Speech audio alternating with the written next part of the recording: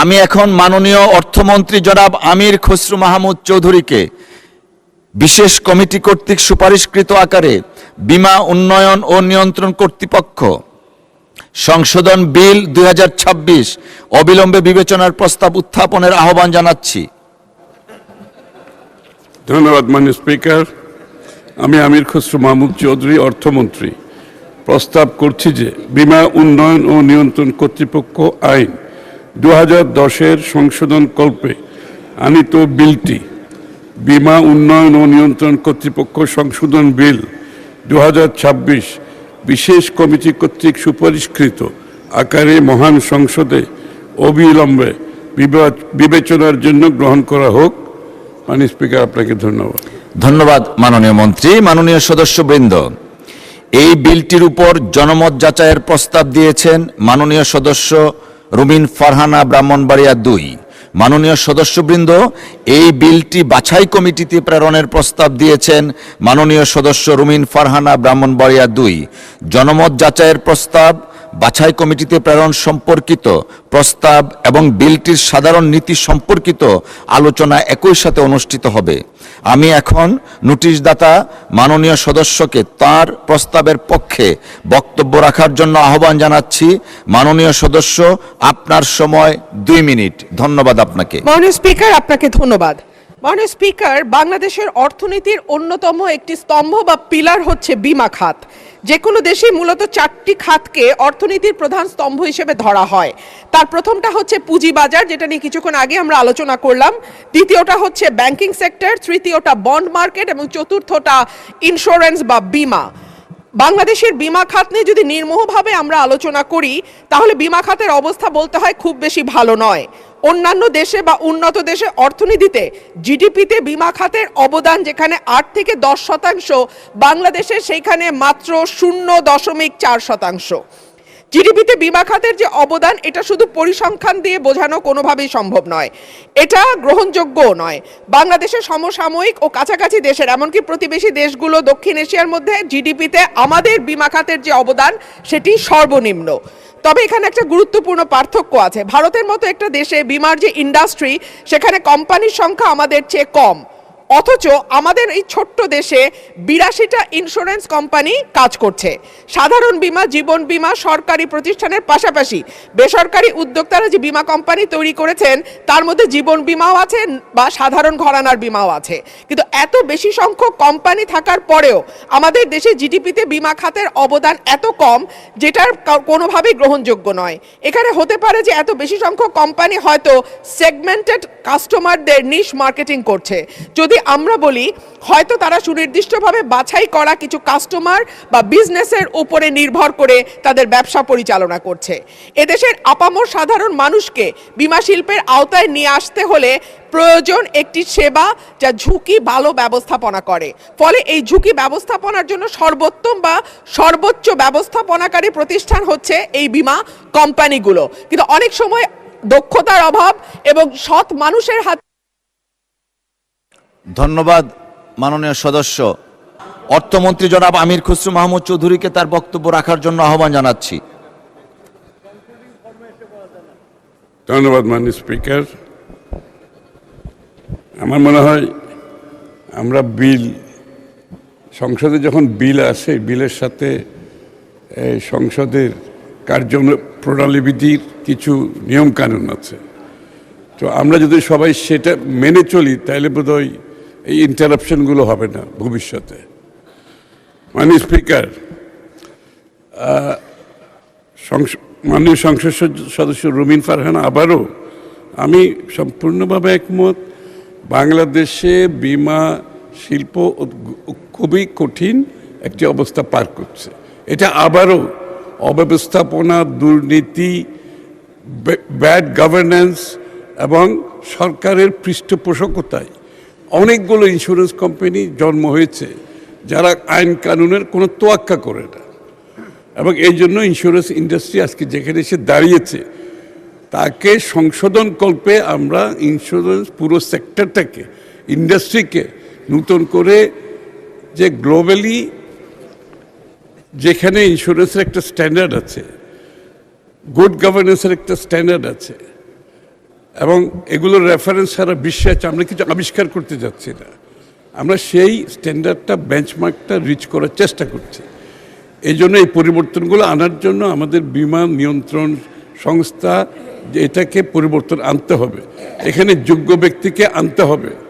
কারণ বিমা শিল্প শুধু বিমার জন্য নয়, বিমাতে যে অঙ্ক যেই অর্থটা জমা হয় সেই অঙ্ক বাংলাদেশে এবং বাংলাদেশের বাইরে বিনিয়োগের একটা বড় সম্ভাবনা আছে।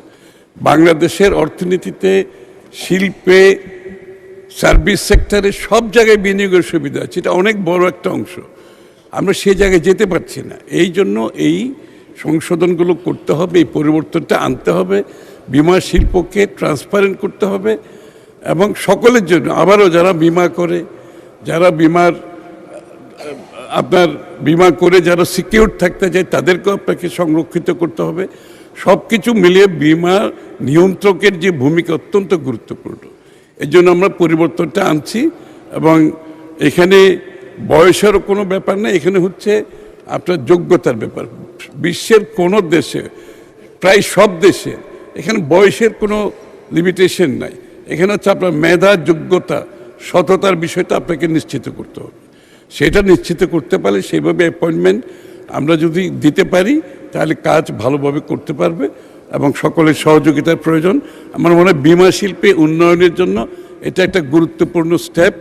আগামীতে একটা নিয়ন্ত্রণ সংস্থা যদি একটি পুরো সেক্টরকে নিয়ন্ত্রিত করার আইন কানুনের মাধ্যমে নিয়ন্ত্রণের ব্যবস্থা না থাকে, তাহলে যেটা আমরা আজকে বাংলাদেশে দেখতে পাচ্ছি, অব্যবস্থাপনার কারণে, অদক্ষতার কারণে, দুর্নীতির কারণে, সেটা বন্ধ করা সম্ভব হবে না।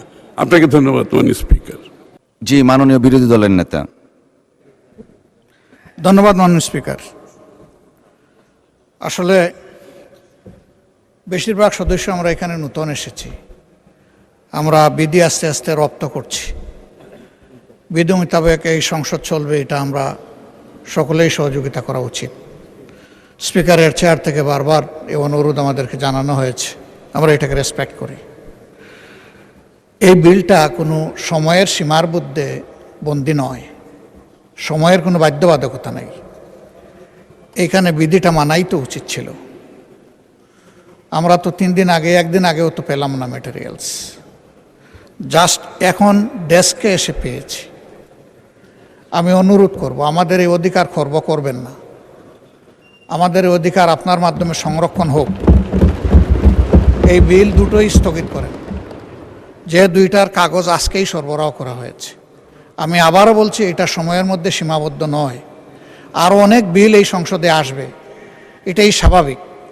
বিল আসবে, আইন সংশোধন হবে, আমরা এগিয়ে যেতে হলে এগুলো লাগবে, কিন্তু যেখানে যেটা প্রযোজ্য সেটা হওয়া উচিত। যেহেতু এর কোনো সময়সীমা নেই, এই জন্য এটা পরবর্তী অধিবেশনে আনা যেতে পারে।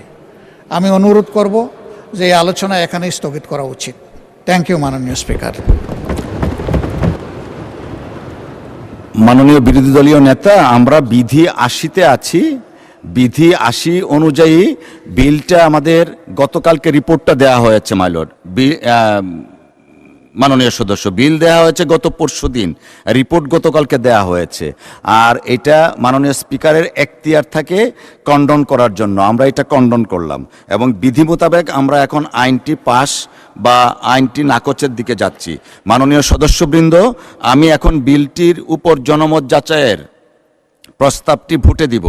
মহান সংসদের সামনে প্রশ্ন হচ্ছে, বিলটির উপর জনমত যাচাইয়ের জন্য মাননীয় সদস্য যে প্রস্তাব দিয়েছেন তা গ্রহণ করা হোক। যারা এই প্রস্তাবের পক্ষে আছেন তারা হাঁ বলুন, যারা এই প্রস্তাবের বিপক্ষে আছেন তারা না বলুন।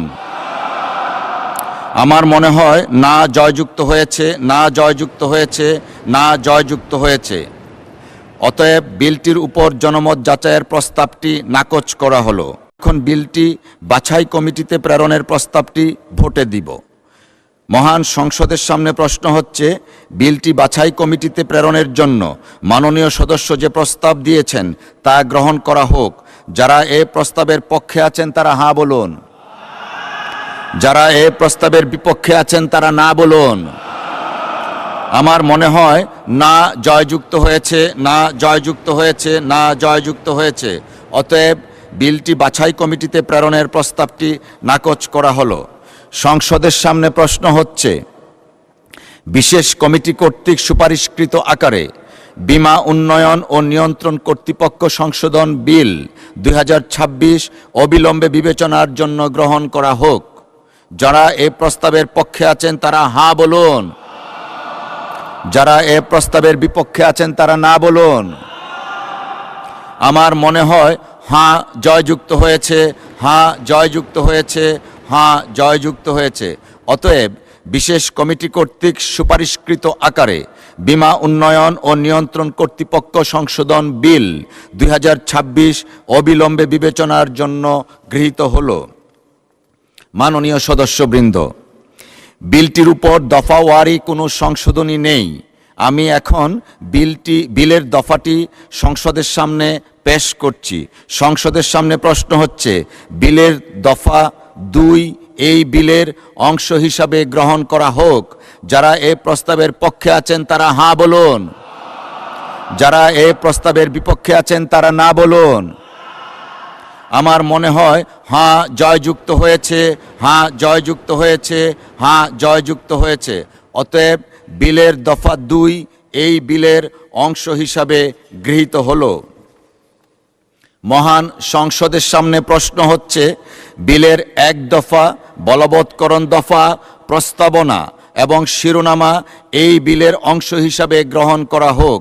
যারা এই প্রস্তাবের পক্ষে আছেন তারা হ্যাঁ বলুন, যারা এই প্রস্তাবের বিপক্ষে আছেন তারা না বলুন। আমার মনে হয় হ্যাঁ জয়যুক্ত হয়েছে, হ্যাঁ জয়যুক্ত হয়েছে, হ্যাঁ জয়যুক্ত হয়েছে।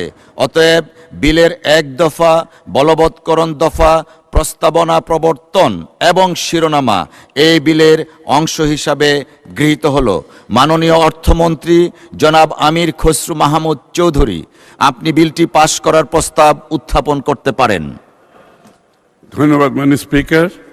আমি আমির খসরু মাহমুদ চৌধুরী, অর্থমন্ত্রী, প্রস্তাব করছি যে বীমা উন্নয়ন ও নিয়ন্ত্রণ কর্তৃপক্ষ আইন 2010-এর সংশোধন কল্পে আনিত বিলটি বীমা উন্নয়ন ও নিয়ন্ত্রণ কর্তৃপক্ষ সংশোধন বিল 2026 মহান সংসদে বিশেষ কমিটি কর্তৃক সুপারিশকৃত আকারে পাশ করা হোক।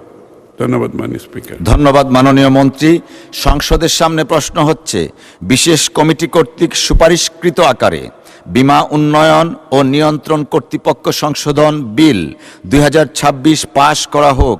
যারা এই প্রস্তাবের পক্ষে আছেন তারা হ্যাঁ বলুন, যারা এই প্রস্তাবের বিপক্ষে আছেন তারা না বলুন। আমার মনে হয় হ্যাঁ জয়যুক্ত হয়েছে, হ্যাঁ জয়যুক্ত হয়েছে, হ্যাঁ জয়যুক্ত হয়েছে। অতএব বিশেষ কমিটি কর্তৃক সুপারিশকৃত আকারে বীমা উন্নয়ন ও নিয়ন্ত্রণ কর্তৃপক্ষ সংশোধন বিল 2026 পাশ হলো।